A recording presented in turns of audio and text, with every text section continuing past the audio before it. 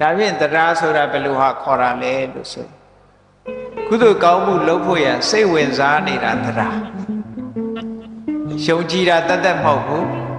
ခရတရားတန်ခါယုံကြည်တယ်ကောင်းတာလုပ်ရင်ကောင်းတာဖြစ်တယ်လို့လက်ခံတယ်အဲ့ဒီလက်ခံပြီးတော့ကုသိုလ်ကောင်းမှုလုပ်ဖို့စိတ်ဝင်စားနေတာကိုတတ္တာလို့ခေါ်တယ်ဟုတ်ကဲ့တတ္တာဆိုတာအဲ့ဒါကိုပြောတယ်စိတ်ဝင်စားတယ်ယုံကြည်တယ်တရားတရားမိမိစိတ်ထဲမှာဖြစ်လာတာနဲ့တကြိုင်နဲ့အေးဘာလူရကောင်းမလို့စိတ်ကလှူဖို့တန်းဖို့စိတ်ကူးလာလှူဖို့တန်းဖို့စိတ်ကူးလာတယ်သီလဆောက်တည်ဖို့ဥပုသ်ဆောင်ဖို့စိတ်ကူးလာတယ်ကမ္မထာအထုတ်ဖို့စိတ်ကူးလာတယ်အဲ့ဒီစိတ်ကူးလေးဖြစ်လာရင်ကိုယ်တဏ္ဍာမှာတရားဖြစ်ပြီလို့သာပတ်ပြီတော့နော်အဲ့ဒါလို့စိတ်ကူးမရသေးဘူးဆိုရင်တရားတရားမရှိဘူးလို့ပဲပြောရလှူတာတစ်ခုတည်းတည်းမဟုတ်ဘူးနော်တတ္ထာဆိုတာလှူတာတစ်ခုတည်းတည်းမဟုတ်ဘူးကုသိုလ်ကောင်းမှုမှာစိတ်ဝင်စားလာအခုကြည့်လေတရားပွဲသွားပြီးတော့တရားနာအောင်မှပဲဆိုတဲ့စိတ်ကူးလေးကဘယ်သူကြောင့်ပေါ်တာတော့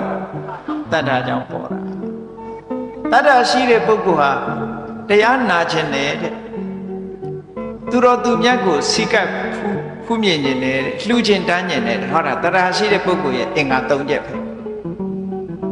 တရားနာခြင်းတာဟာတတ္ထာကြောင့်သူတော်သူမြတ်ကိုစိကပ်ခြင်းတာလည်းတတ္ထာကြောင့်လှူခြင်းတန်းခြင်းတာလည်းတတ္ထာပဲလှူခြင်းတန်းခြင်းတာတစ်ခုတည်းကိုတတ္ထာခေါ်တာမဟုတ်ဘူးဒါကြောင့်မို့တာဝရိန္ဒနတ်တွေကနတ်တွေကတေကန်နေကြတော့သူတို့မိတ်ဆွေနတ်ကိုမှားလိုက်ကြတယ်မင်းစိတ်ကူးမလဲနဲ့ဒုက္ခတိဘုံကိုရောက်အောင်သွား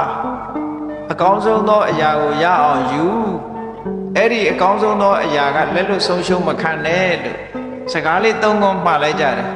ဒုက္ခတိဘုံကိုသွားဆိုတာလူပြည်သွားလို့ပြောတာတဲ့အကောင်းဆုံးအရာကိုရအောင်ယူဆိုတာတရားတရားကိုပြောတာတဲ့အဲ့ဒီအကောင်းဆုံးသောအရာကိုလက်လွတ်ဆုံးရှုံးမခံနဲ့ဆိုတာတရားမပြည့်စေနဲ့လို့ပြောလိုက်တာဒါပဲဒါဆိုလုံလောက်ပြီဟုတ်ကလားနတ်ပြည်ရောက်ဖို့ရဟောဒီတရားတရားရှိရင်နတ်ပြည်ရောက်ဖို့ရခဲမခဲရင်တော့ကုသိုလ်ကောင်းမှုအားလုံးဟာတရားတရားရှိရင်ဘာမှမခက်တော့ဘူးဒါကိုပြောတာနော်အဲ့ဒါကြောင့်မို့လို့လောကမှာအောင်မြင်မှုကြီးပွားမှုစိစိဥစ္စာတွေရမှုရဲ့အခြေခံအကျဆုံးအကြောင်းတရားသည်တတ္ထာသာဖြစ်ပါတယ်တဲ့ဒါကြောင့်မို့တတ္ထာသည်အကောင်းဆုံးသောပစ္စည်းဥစ္စာအားလို့ဒီလိုဟောတာကျန်တာတွေကသူ့ကိုအကြောင်းပြုပြီးရလာတာမို့သူလောက်အဓိကမကြဘူးတဲ့ဒါအာလောကကြီးမေးတဲ့မေးခွန်းဟာဘဝအရေးနဲ့ပတ်သက်တာဒါကြောင့်မို့တရားချစ်ခင်သူတော်စင်ပြိဿတို့ကိုယ့်ဘဝအရေးစိတ်အေးဖို့ရအကောင်းဆုံးပစ္စည်းဥစ္စာရှာဖွေရမှာကတော့တတ္ထာပါ